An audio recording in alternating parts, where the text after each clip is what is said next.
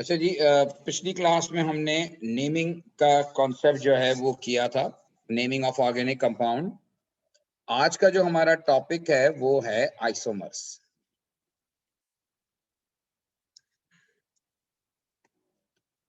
Iso का मतलब same होता है और आइसोमर्स का मतलब सिंपली ये है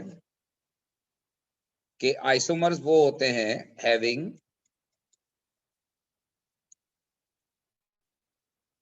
same molecular formula while different structural formula.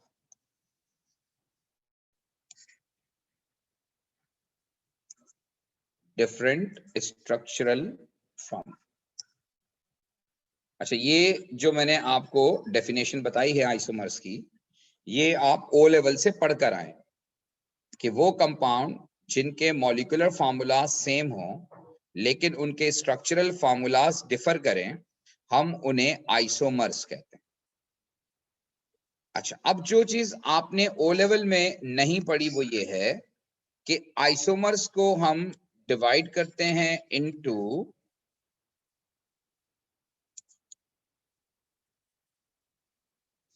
Structural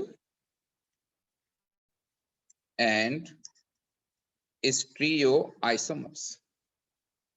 ये दो बेसिक क्लासेस हैं आइसोमर्स की, जिसमें हम आइसोमर्स को डिवाइड करते हैं स्ट्रक्चरल एंड स्टीरियोआइसोमर्स। ये आपने ओ लेवल में बात नहीं पढ़ी। अब पहले अगर मैं बात करूं स्ट्रक्चरल आइसोमर्स की, तो स्ट्रक्चरल आइसोमर्स वो होते हैं दोज आइसोमर्स, देखें जब मैं आइसोमर्स कहता हूं तो इसका मतलब यह है कि इनका मॉलिक्यूलर फॉर्मूला सेम है। तो those isomers which have different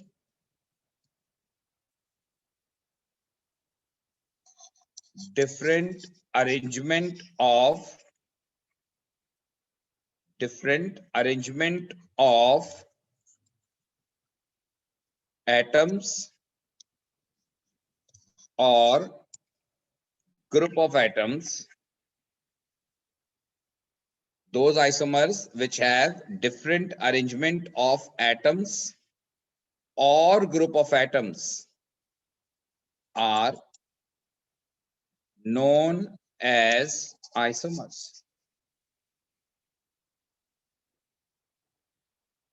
Are known as structural isomers. Are known as structural isomers. यानी ये वो आइसोमर्स होते हैं जिनमें किसी एटम की या ग्रुप ऑफ एटम की अरेंजमेंट अलग अलग होता है, पोजीशन अलग हो गई। जैसे एक OH कार्बन 1 पे लगा हुआ है, वो फिर कार्बन 2 पे चला गया, तो वो स्ट्रक्चरल आइसोमर्स कहलाएंगे। कार्बन का स्केलेटन तब्दील हो गया, कार्बन का अरेंजमेंट तब्दील हो गया, वो भी स्ट्रक्चरल आइसोमर्स कहलाएंगे। तो बेसिकली स्ट्रक्चरल आइसोमर्स वो होते हैं कि जहां अरेंजमेंट ऑफ एटम या ग्रुप ऑफ एटम डिफर करता है। Again molecular formula will remain same. अब स्ट्रक्चरल आइसोमर्स को हम फर्दर डिवाइड करते हैं इनटू 3, जिनमें एक है चेन या स्केलेटल आइसोमर्स, दूसरे हैं पोजीशन आइसोमर्स, और तीसरे जो हैं वो हैं फंक्शनल ग्रुप आइसोमर्स।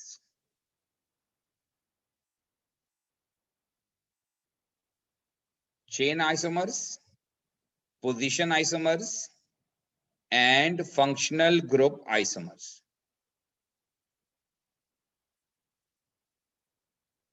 ठीक है, ये स्ट्रक्चरल आइसोमर्स की 3 टाइप्स हैं जो हमें पढ़नी है। और इसमें हम जो स्टार्ट कर रहे हैं वो चेन या स्केलेटल आइसोमर से स्टार्ट कर रहे हैं। चेन या स्केलेटल आइसोमर्स हम कहते हैं those isomers which have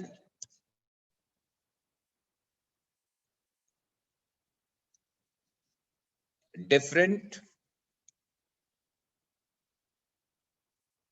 arrangement of carbon atoms. यानी यहां पर कार्बन एटम का जो स्केलेटन है वो डिफर करता है, कार्बन एटम का अरेंजमेंट डिफर करता है। तो ऐसे आइसोमर्स को हम चेन या स्केलेटल आइसोमर्स कहते हैं। अच्छा, अब चेन या स्केलेटल आइसोमर्स में सिर्फ कार्बन का अरेंजमेंट तब्दील होगा, फंक्शनल ग्रुप जो है वो वही रहेगा। फंक्शनल ग्रुप हम कहते हैं किसी भी मॉलिक्यूल के रिएक्टिव पार्ट को। Reactive part of molecule is called functional group. जैसे मैंने आपको करवाया, अल्कीन हो गया, अल्कोहल हो गया, एल्डिहाइड हो गया, कीटोन हो गया, कार्बोक्सिलिक एसिड हो गया। तो ये सारे के सारे जो हैं वो फंक्शनल ग्रुप्स कहलाते हैं। तो चेन या स्केलेटल आइसोमर्स वो होते हैं which have different arrangement of carbon atom. अब आपको मैं एग्जाम्पल देता हूं कि C4H10 ये कंपाउंड अल्केन फैमिली से बिलोंग करता है।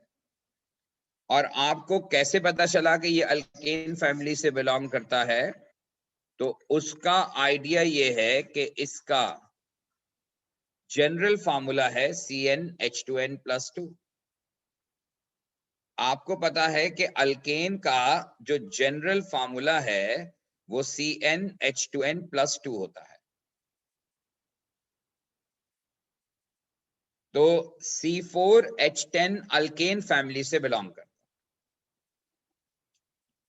अब सवाल ये है कि क्या आइसोमर का मतलब, जो ओ लेवल में बहुत से स्टूडेंट ये समझते हैं कि एक डंडी ऊपर कर दी, एक डंडी नीचे कर दी तो आइसोमर बन गए, एक ग्रुप ऊपर लगा दिया, एक ग्रुप नीचे लगा दिया, आइसोमर बन गए, स्ट्रक्चर को टेढ़ा मेढ़ा कर दिया, आइसोमर बन गए। तो आइसोमर्स ऐसे नहीं होते।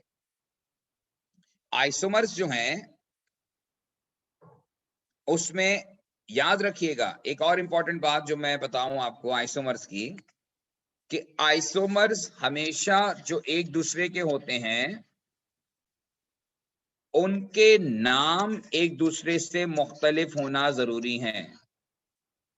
Isomers must have different IUPAC name. उनके जो IUPAC नेम होते हैं वो डिफर करते हैं। They have different IUPAC name.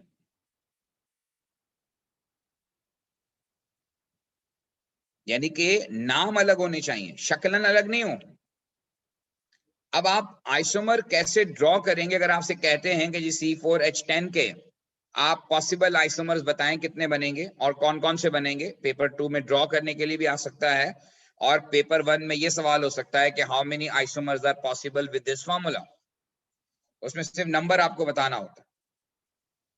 तो C4H10 के पॉसिबल आइसोमर में पहला पॉसिबल आइसोमर ये है कि जितने कार्बन का आइसोमर बनाना है उतने कार्बन स्ट्रेट लाइन में लिख दीजिए, उतने कार्बन स्ट्रेट लाइन में लिख दीजिए। तो आपने 4 कार्बन स्ट्रेट लाइन में लिख दिए। और अब आप हाइड्रोजन को बैलेंस करेंगे। पहला जो कार्बन है उस पर एक कार्बन के साथ बॉन्ड है, बाकी रह गए 3 बॉन्ड, तो 3 हाइड्रोजन। दूसरे कार्बन पर 2 बॉन्ड बने हुए हैं, बाकी रह गए 2 बॉन्ड्स, तो 2 हाइड्रोजन। तीसरा जो है ये 2 हाइड्रोजन, और चौथा जो है ये 3 हाइड्रोजन। अब इस कंपाउंड का नाम है ब्यूटेन। और इसका जो स्केलेटल फॉर्मूला होगा वो ये हो। ये पहला आइसोमर है और आपको जब भी पॉसिबल आइसोमर्स बनाने हो तो हमेशा पहला आइसोमर आप स्ट्रेट चेन बनाएंगे। जितने कार्बन है उनको स्ट्रेट चेन में लिख दीजिए और उनके हाइड्रोजन बैलेंस कर दीजिए। ये फर्स्ट पॉसिबल आइसोमर। अच्छा, अब इसका दूसरा आइसोमर ये है, या कोई भी अब आइसोमर बना रहे हो तो अब आप देखिए चेन आइसोमर्स में मैंने आपको कहा था कि चेन आइसोमर्स वो होते हैं which have different arrangement of carbon atom। अब different arrangement of carbon atom का मतलब ये है कि अगर मैं स्ट्रेट चेन में 4 के बजाय 3 कार्बन कर दूं और एक कार्बन को ब्रांच में ले जाऊं, एक कार्बन को ब्रांच में ले जाऊं जैसे मैंने ये किया है,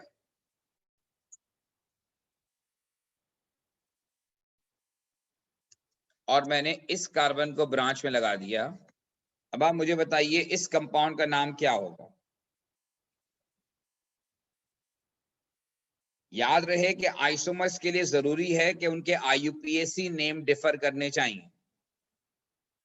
अब हमने 3 कार्बन को स्ट्रेट लाइन में रखा है और एक कार्बन को ब्रांच में शिफ्ट किया है। इस कंपाउंड का नाम क्या होगा? जी आंसर दीजिएगा। सर 3 मिथाइल और 1 मिथाइल प्रोपेन। हाँ 1 मिथाइल प्रोपेन। ओके, इससे अंदाजा हुआ कि सारे के सारे फारिग लोग हो। ब्रांड वैसे ही वो ब्यूटेन ही होगा। ये ब्यूटेन ही रहेगा, कंपाउंड सिंपली वही है, ब्यूटेन है। ब्यूटेन ही रहेगा सर। ये ब्यूटेन है भाई, ये वही स्ट्रक्चर मैंने लिखा है। इसीलिए मैं आपसे कह रहा हूं कि ये आइसोमर्स को पहचानने के लिए ये नहीं होता कि शक्ल अलग हो। पहली बात तो ये कि आपको नेमिंग नहीं आती, अभी तक आप लोगों ने नेमिंग रिवाइज ही नहीं की, क्योंकि नेमिंग में पहला स्टेप ये बताया था कि लॉन्गेस्ट कार्बन चेन सेलेक्ट करते हैं। तो यहाँ पर longest carbon chain 1 2 3 and 3 is connected to 4। ये 4 कार्बन की चेन है। इसका मतलब ये है कि ये दोनों स्ट्रक्चर एक ही हैं। आपको ऐसा लग रहा है कि टर्मिनल कार्बन पे ब्रांच है। याद रखिएगा कभी भी टर्मिनल कार्बन पर, कार्बन नंबर 1 पर मिथाइल हो ही नहीं सकता। अगर वो कार्बन नंबर 1 पर मिथाइल आपको नजर आए, आपको लगे कि कार्बन 1 पे मिथाइल लगा हुआ है, इसका मतलब है कि आप गलत समझ रहे हैं। वो कार्बन 1 नहीं है, वो एक्चुअली चेन का पार्ट है। कभी भी टर्मिनल कार्बन पर कार्बन की ब्रांच नहीं हो सकती। टर्मिनल कार्बन पे जो कार्बन अटैच होता है वो एक्चुअली लॉन्गेस्ट कार्बन चेन का पार्ट होता है। ये सिर्फ आपको परेशान करने के लिए लिखने का अंदाज है। इसका मतलब है कि ये और ये दोनों कंपाउंड एक ही हैं, ब्यूटेन है। ये दोनों ब्यूटेन है।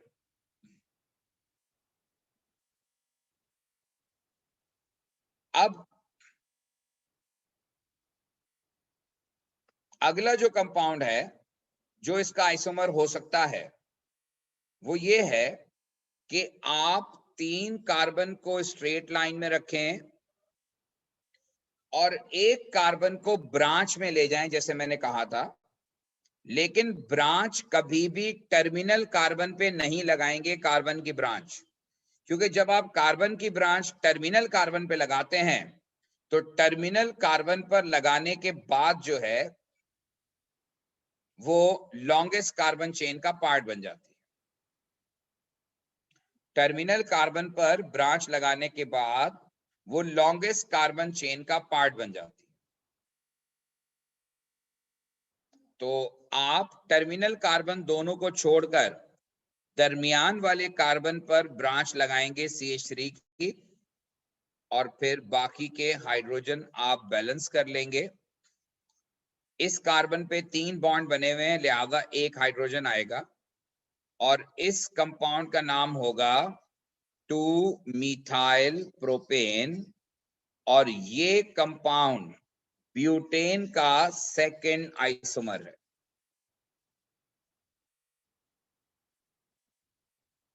ये कंपाउंड ब्यूटेन का सेकंड आइसोमर है।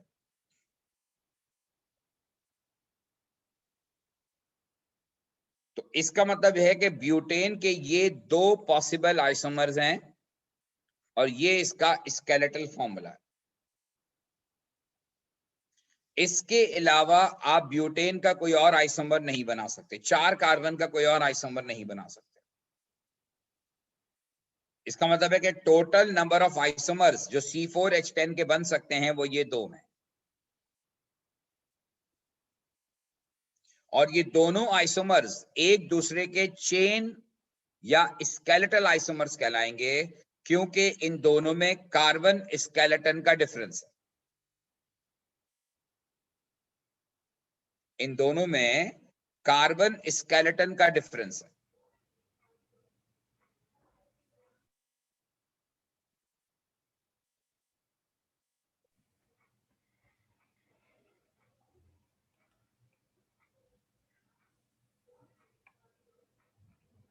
तो वो आइसोमर्स जिनमें कार्बन का अरेंजमेंट डिफर करता है, हम उन आइसोमर्स को कहते हैं चेन या स्केलेटल आइसोमर्स। तो ब्यूटेन और 2-methyl propane are chain isomers to each others. Hopefully आपको मेरी बात समझ में आ गई होगी।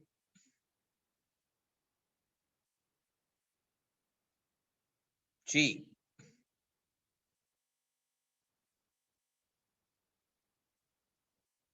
ठीक है जी। अब हम बात करते हैं नेक्स्ट C5H12।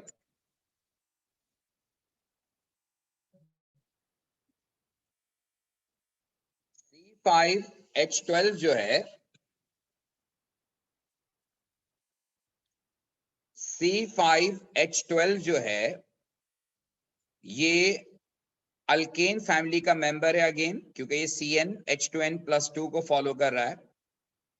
अब आप में से कोई बता सकता है कि इसके कितने पॉसिबल चेन आइसोमर्स बन सकते हैं? 3 3 शायद। कौन कौन से 3 भाई? नहीं, एक मिनट। एक ही चेन है।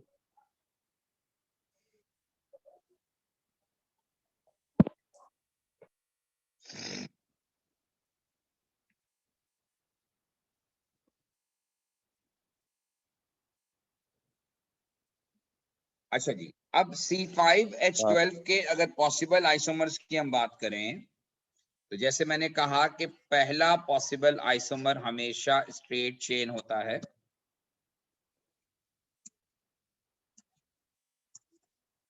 ये 5 कार्बन की चेन है और 5 कार्बन की इस चेन में ये 3 हाइड्रोजन, ये 2 हाइड्रोजन, ये 2 हाइड्रोजन, ये 2 हाइड्रोजन और ये 3 हाइड्रोजन। ये जो है वो 1 2 3 4 5 ये है पेंटेन। जैसे मैंने कहा कि पहला पॉसिबल आइसोमर हमेशा स्ट्रेट लाइन होता है। स्ट्रेट चेन कार्बन, 5 कार्बन का है ये compound pentane, straight chain carbon. अब सेकंड पॉसिबिलिटी में क्या बताया था, क्या करना होता है? सेकंड पॉसिबल आइसोमर क्या करेंगे? Arrangement of carbon atom change करना है। और अरेंजमेंट ऑफ कार्बन एटम का मतलब है कि आप एक कार्बन को ब्रांच में ले जाएंगे। यानी अब अगर 5 कार्बन की स्ट्रेट चेन है तो अब ये स्ट्रेट चेन 4 कार्बन की हो जाएगी, और इस 4 कार्बन की स्ट्रेट चेन में आप ब्रांच कहां लगाएंगे? टर्मिनल कार्बन को छोड़कर, यानी पहला और आखिरी कार्बन छोड़कर आप ब्रांच लगाएंगे। अब आप ब्रांच कहां लगाएंगे? Second and third carbon. Second and third. तो मैंने यहां सेकंड कार्बन पे ब्रांच लगा दी और बाकी कार्बन के साथ हाइड्रोजन को बैलेंस कर लिया, और अब बैलेंस करने के बाद ये स्ट्रक्चर बन गया 2-methyl, और 2-methyl के बाद इसका नाम ब्यूटेन है, क्योंकि लॉन्गेस्ट कार्बन चेन 4 कार्बन की बन रही है, टोटल कार्बन 5 हैं। और 2 मिथाइल ब्यूटेन का ये स्केलेटल फॉर्मूला हो। ये एक आइसोमर हुआ इसका और ये दूसरा आइसोमर हुआ, और ये दोनों आइसोमर्स एक दूसरे के स्केलेटल या चेन आइसोमर्स हैं। नेक्स्ट हम क्या कर सकते हैं? तो चेन को और रिड्यूस कर दें और एक सी के ऊपर 2 मिथाइल लगा दें। अच्छा, एक पॉसिबिलिटी ये है कि अगर फर्ज करें मैं 2 मिथाइल को यहां लगाने के बजाय जिस कार्बन पे मैंने लगाया है, अगर फर्ज करें कि मैं ब्रांच इस कार्बन पे लगाता, तो मुझे बताओ नाम पे कोई फर्क पड़ता? जी अगर सर, मैं ब्रांच सेम इस ही कार्बन पे लगाता तो फिर कंपाउंड का नाम क्या होता? सेम ही सर होता 3 सर। मिथाइल, 3 मिथाइल शाबाश, सर 3 बात मिथाइल वाला तुम्हें शाबाश, क्योंकि तुम पढ़ते नहीं हो। 1 मिथाइल। सर वही बात नहीं, होती है सेम ही वेरी गुड। सेम रहेगा, ये सेम रहेगा। कंपाउंड सेम रहेगा, इसलिए कि जब आप यहां मिथाइल लगाएंगे तो नंबरिंग इस कॉर्नर से शुरू होगी, उस कंपाउंड का नाम भी 2 मिथाइल ब्यूटेन होगा, उस कंपाउंड का नाम भी 2 मिथाइल ब्यूटेन होगा।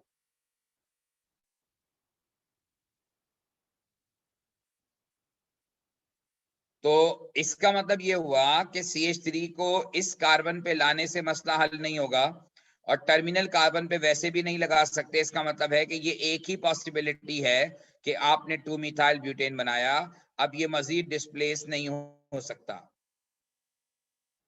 अब आते हैं तीसरी पॉसिबिलिटी पर, और तीसरी पॉसिबिलिटी ये है कि आप जो है वो स्ट्रेट चेन में एक कार्बन और रिड्यूस कर दें। पहले 5 थे, फिर 4 किए, अब 3 कर दें। और जब आप स्ट्रेट चेन में एक कार्बन रिड्यूस करेंगे तो अल्टीमेटली आप जो है वो 2 कार्बन को ब्रांच में ले जाएंगे, लेकिन ब्रांच कभी भी टर्मिनल कार्बन पर नहीं होती। तो दोनों ब्रांचेस हमने एक ही कार्बन पे लगा दी, लेकिन ऊपर नीचे। अब ये कंपाउंड ऊपर वाले कंपाउंड से मुख्तलिफ हो गया, और इस कंपाउंड का नाम है 2,2 डाइमिथाइल प्रोपेन, और इसमें भी 5 कार्बन है, 12 हाइड्रोजन है, लेकिन ये पिछले दोनों कंपाउंड से मुख्तलिफ है। इसका नाम 2,2 डाइमिथाइल प्रोपेन है, और ये C5H12 का थर्ड पॉसिबल आइसोमर है। और ये तीनों आइसोमर्स जिस वक्त आपके सामने नजर आ रहे हैं, इन तीनों में फर्क ये है, तीनों का स्केलेटन अलग अलग है। ये तीनों एक दूसरे के चेन आइसोमर्स हैं, क्योंकि इनमें कार्बन का अरेंजमेंट डिफर कर रहा है। तो जहां कार्बन का अरेंजमेंट डिफर करेगा, ऐसे आइसोमर्स को हम चेन आइसोमर्स या स्केलेटल आइसोमर्स कहते हैं। क्या ये बात क्लियर हो गई? जी सर क्लियर है। ओके, अब आप एक काम कीजिए, नेक्स्ट ट्राई टू मेक, तमाम लोग बनाएं और उनके नाम शेयर करें C6H14 के possible isomer. Again C6H14 belongs to alkane family, क्योंकि ये अल्केन के जनरल फार्मूला को फॉलो करता है।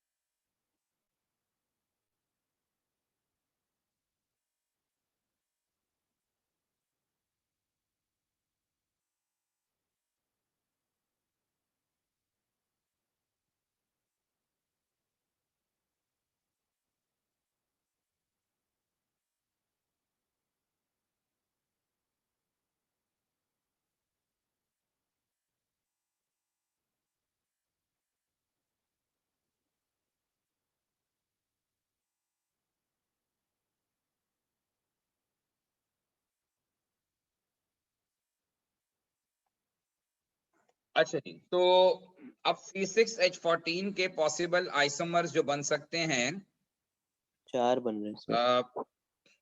एक 2-मिथाइल पेंटेन, 3-मिथाइल पेंटेन, 2,2-डाइमिथाइल ब्यूटेन, अभी और भी बनेंगे। आपने कहा 4, तो ठीक है, देख लेते हैं।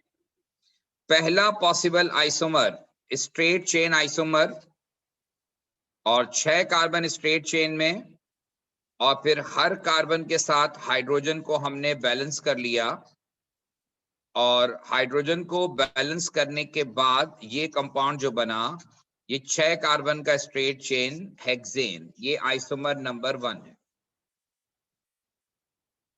सेकंड पॉसिबिलिटी ये बताई थी कि किसी एक कार्बन को आप ब्रांच में ले जाएं, तो कार्बन 2 पर हमने ब्रांच लगा दी,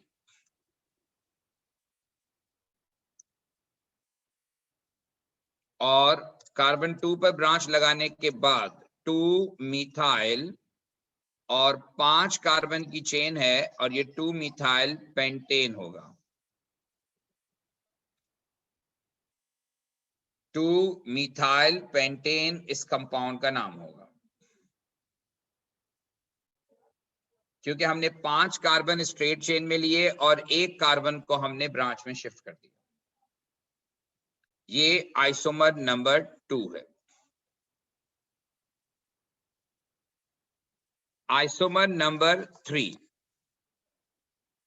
ये जो मिथाइल ग्रुप हमने कार्बन नंबर 2 पे लगाया है, इस मर्तबा ये मिथाइल ग्रुप कार्बन 3 पर भी लग सकता था, क्योंकि अगर आप कार्बन 3 पे लगाएंगे तो राइट साइड पर भी ये 3 पर आएगा और लेफ्ट साइड पर भी ये 3 पर आएगा। तो इसका मतलब ये हुआ कि यहाँ पर जो है वो नेक्स्ट पॉसिबिलिटी ये है कि आप ब्रांच जो है वो कार्बन नंबर 3 पे बनाएं, और जब आप कार्बन नंबर 3 पे ब्रांच लगाएंगे तो ये कंपाउंड जो होगा ये होगा 3-मिथाइल, और फिर 5 कार्बन का compound is pentane.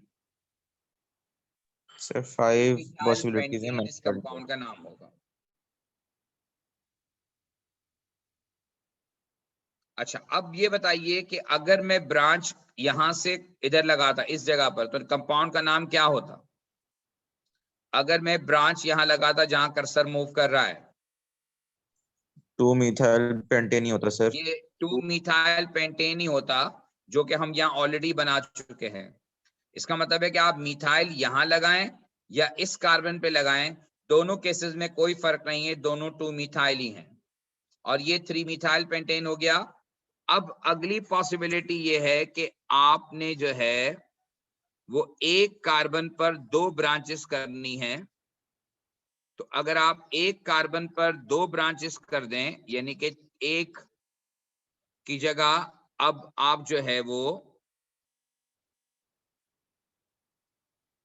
2 carbon branch में ले गए, ये स्ट्रक्चर है, और इस कंपाउंड का नाम है 2,2-डाइमिथाइल, और ये 4 कार्बन का कंपाउंड है ब्यूटेन।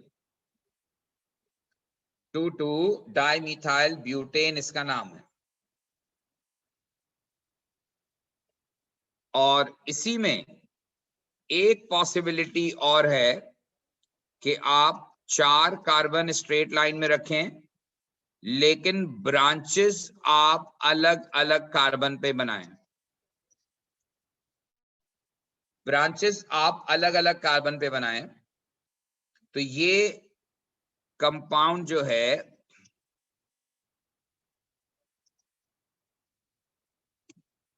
ये कंपाउंड जो है ये है 2,3-डाइमिथाइल और 2,3-डाइमिथाइल ब्यूटेन इसका नाम हो। तब आप देखिए कि ये 5 कंपाउंड जो मैंने लिखे हैं, ये सारे के सारे डिफर कर रहे हैं with respect to their arrangement, with respect to arrangement of carbon atom। और जैसे मैंने कहा कि इनके IUPAC नेम अलग होने चाहिए, वो आपको नजर आ रहे हैं कि IUPAC नेम अलग हैं।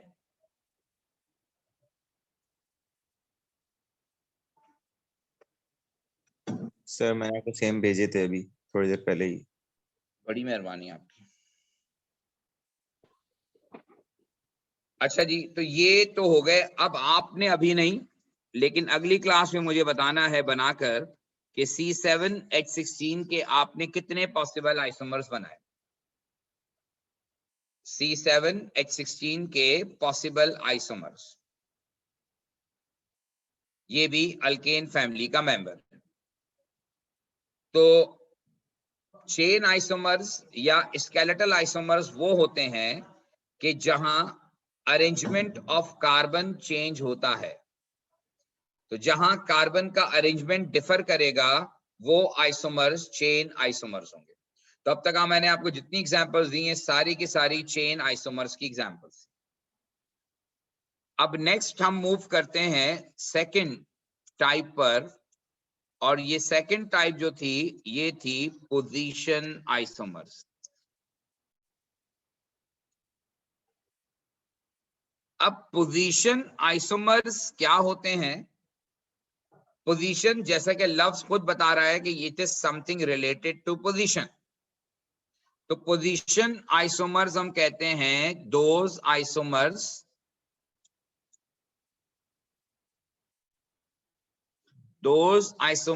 which have different position of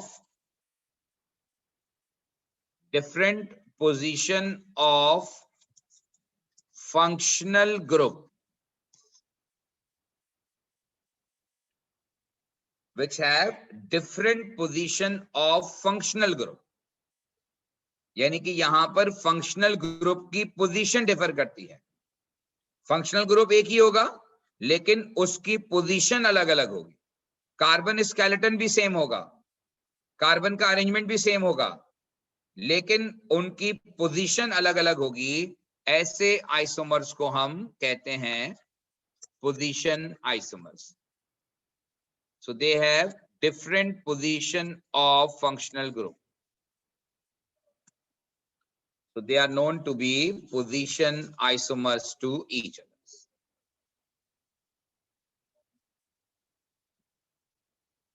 अब यहां एग्जाम्पल ये है कि अगर मैं आपसे कह रहा हूं कि एक कंपाउंड है CH3CH2Cl, इस कंपाउंड का मॉलिक्यूलर फार्मूला है C3H7Cl। ये 3 कार्बन का हेलोजन कंटेनिंग कंपाउंड है, जिसमें हेलोजन जो है वो आपका फंक्शनल ग्रुप है। और इस कंपाउंड के अरेंजमेंट में आप देखिए कि मैंने 3 कार्बन स्ट्रेट लाइन में रखे हैं और कार्बन नंबर 1 पर मैंने Cl लगाया है। इस कंपाउंड को हम कहेंगे 1-क्लोरोब्यूटेन। ये 1-क्लोरोब्यूटेन है। अब इसमें अगली पॉसिबिलिटी क्या हो सकती थी कि हम कार्बन के अरेंजमेंट को तब्दील ना करें, कार्बन वही 3 कार्बन स्ट्रेट लाइन में, और Cl की पोजीशन को तब्दील कर दें। और Cl की पोजीशन को तब्दील करने का मतलब यह है कि यहां हमने क्लोरो ग्रुप लगा दिया पोजीशन 2 पर। तो अब ये 1-क्लोरोब्यूटेन की जगह ये कंपाउंड कहलाएगा 2-क्लोरोब्यूटेन। तो अब ये दोनों कंपाउंड 1-क्लोरोब्यूटेन और 2-क्लोरोब्यूटेन, ये दोनों कंपाउंड एक दूसरे के पोजीशन आइसोमर्स हैं, क्योंकि इनमें फंक्शनल ग्रुप की पोजीशन डिफर कर रही है। कार्बन स्केलेटन सेम है, कार्बन अरेंजमेंट सेम है, कार्बन स्केलेटन में कोई चेंज नहीं आया, only position of functional group is change. तो ऐसे आइसोमर्स को हम पोजीशन आइसोमर्स कहते हैं। सर ब्यूटेन अब क्यों होगा? ये प्रोपेन नहीं फंक्शनल होगा? ग्रुप, ये फंक्शनल ग्रुप जो है वो क्लोरो हो सकता है, ब्रोमो हो सकता है, OH हो सकता है, कीटोन हो सकता है, या कोई भी और फंक्शनल ग्रुप जिसमें पोजीशन आप डिफर कर सकते हैं। सर सर प्रोपेन होगा। अच्छा सॉरी,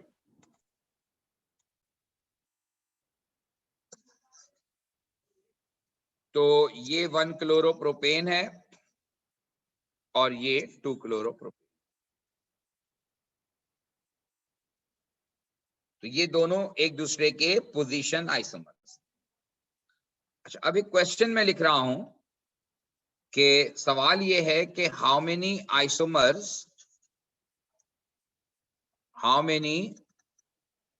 पोजीशन आइसोमर्स, या बल्कि मैं पोजीशन की जगह लिखता हूं कि how many structural isomers are possible for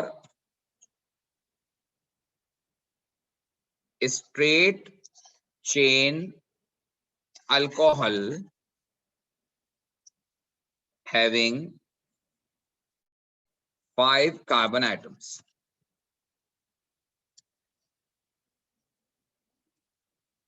जब आपसे सवाल किया जा रहा है कि हाउ मेनी स्ट्रक्चरल आइसोमर्स, तो देखें स्ट्रक्चरल आइसोमर्स में तीनों शामिल हैं। पोजीशन भी आते हैं, हो सकता है एग्जामिनर डायरेक्टली आपको पोजीशन ना कहे, सिर्फ स्ट्रक्चरल कह दे। तो आपको पता होना चाहिए कि पोजीशन, चेन और फंक्शनल ग्रुप आइसोमर्स, ये तीनों स्ट्रक्चरल आइसोमर्स ही कहलाते हैं।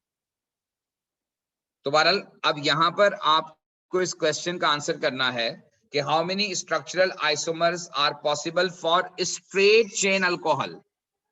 स्ट्रेट चेन अल्कोहल का मतलब यह है कि इसमें कोई कार्बन ब्रांच में नहीं जाएगा, सारे कार्बन स्ट्रेट चेन में रखने हैं, और आपको बताना है कि स्ट्रेट चेन कार्बन के अंदर क्या होगा।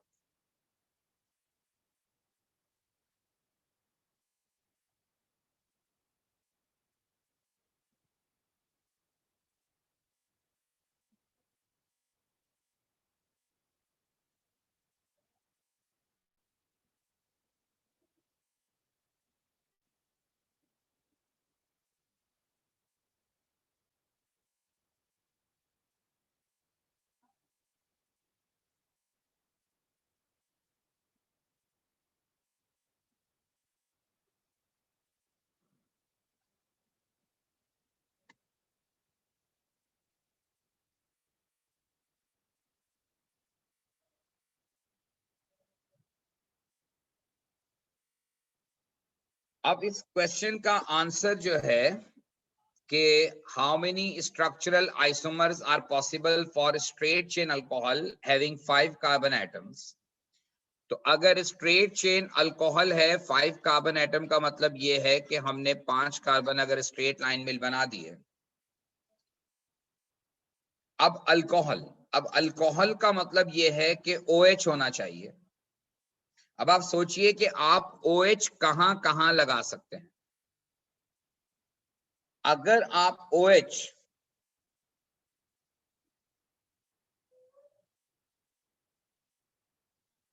अगर आपने OH कार्बन नंबर 1 पे लगाया तो कंपाउंड का नाम होगा पेंटेन 1-ओल।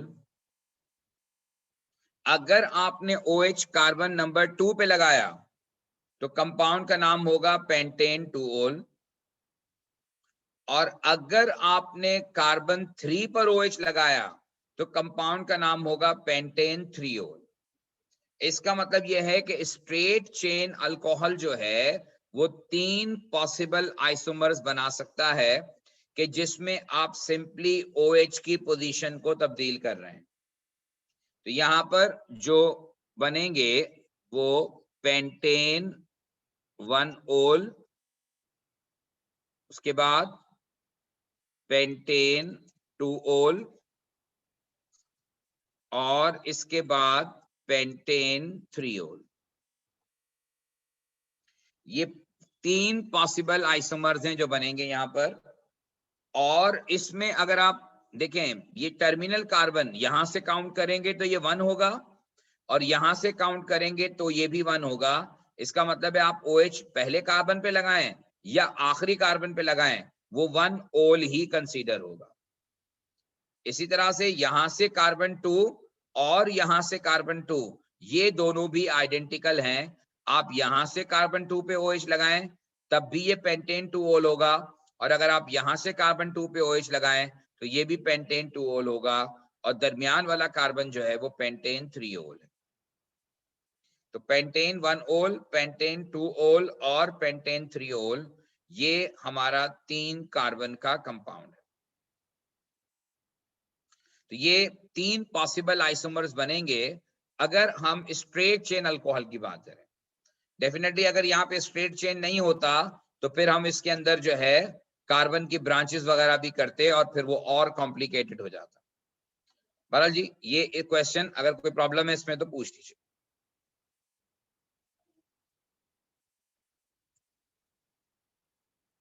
अब आपने अगली क्लास में आना है तो एक और एग्जांपल दे रहा हूं। C4H9Cl के आपने पॉसिबल स्ट्रक्चरल आइसोमर्स ड्रॉ करने हैं। C4H9 के पॉसिबल स्ट्रक्चरल आइसोमर्स।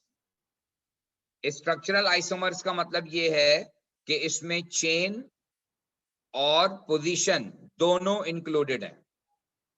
चेन और पोजीशन दोनों इंक्लूडेड है, क्योंकि यहाँ स्ट्रेट चेन की बात नहीं हुई, सिंपली पॉसिबल स्ट्रक्चरल आइसोमर्स पूछे हैं। तो जितने भी स्ट्रक्चरल आइसोमर्स बन सकते हैं C4H9Cl के, वो आपने बनाने होंगे। अब जो तीसरी टाइप है वो थी functional group isomers.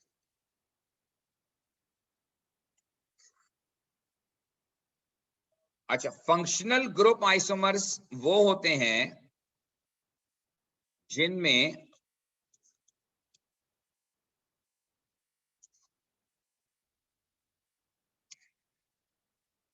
those isomers which have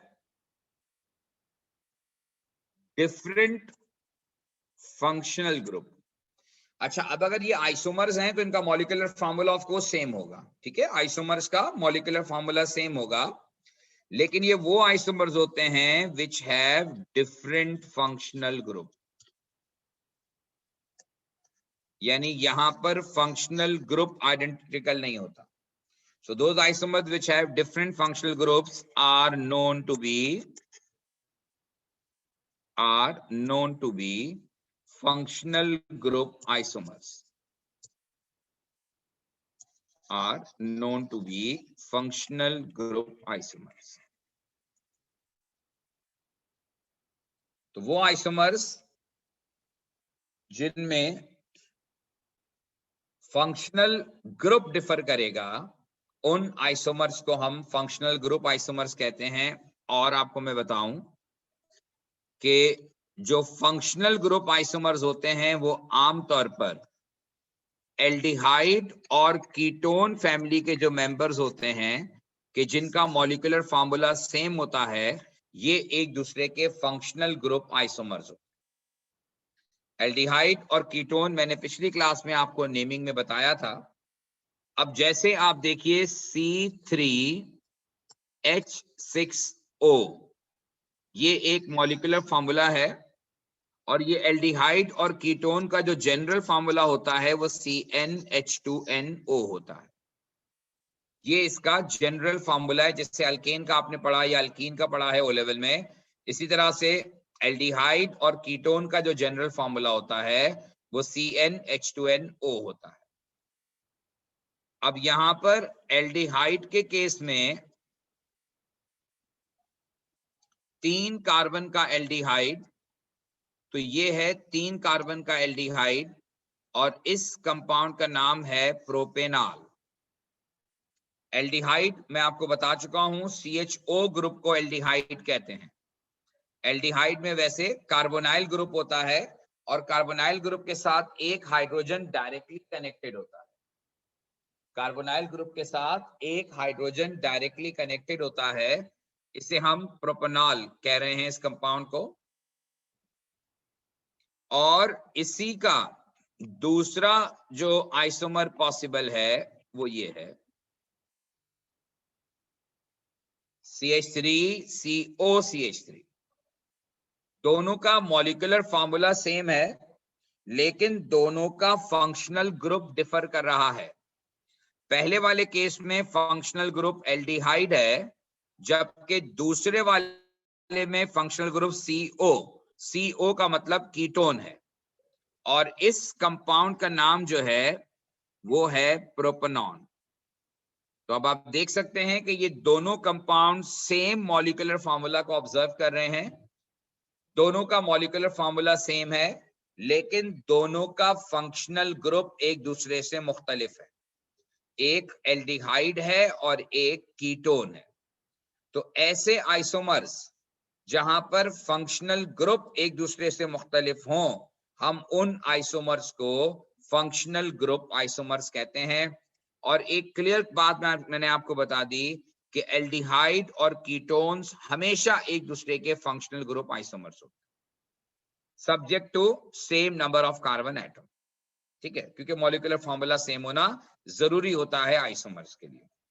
तो aldehyde and ketone having same number of carbon, वो एक दूसरे के फंक्शनल ग्रुप आइसोमर्स होते हैं। इसी तरह से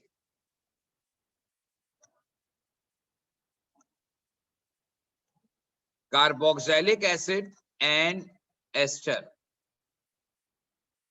carboxylic acid and esters are also known to be functional group isomers to each other। और इनका मैं आपको जनरल फार्मूला बता देता हूं, CnH2nO2 होता है। कार्बोक्सिलिक एसिड और एस्टर्स का जनरल फार्मूला CnH2nO2 होता है। तो कार्बोक्सिलिक एसिड और एस्टर्स ये दोनों एक दूसरे के फंक्शनल ग्रुप आइसोमर्स हैं। ठीक है जी। तो ये आइडिया है फंक्शनल ग्रुप आइसोमर्स का कि इनमें मॉलिक्यूलर फार्मूला सेम होता है, लेकिन फंक्शनल ग्रुप एक दूसरे से डिफर करता है। और मैंने आपको एग्जांपल दी थी कि एल्डिहाइड और कीटोन फंक्शनल ग्रुप आइसोमर्स हैं। इसी तरह से कार्बोक्सिलिक एसिड और एस्टर्स भी एक दूसरे के फंक्शनल ग्रुप आइसोमर्स होते हैं। कार्बोक्सिलिक एसिड तो हमने रिसेंटली बात भी की थी, और एस्टर्स के बारे में आप अपने ओ लेवल के सिलेबस में पढ़कर आए हैं, लेकिन अल्टीमेटली हम मजीद बात करेंगे आगे अपने सिलेबस में एस्टर्स के बारे में। फिलहाल आपको मैंने ये बता दिया कि carboxylic acid and esters are functional group isomers to each other. ठीक है जी। अब इसमें अगर आपका कोई कंफ्यूजन है तो पूछ लीजिए।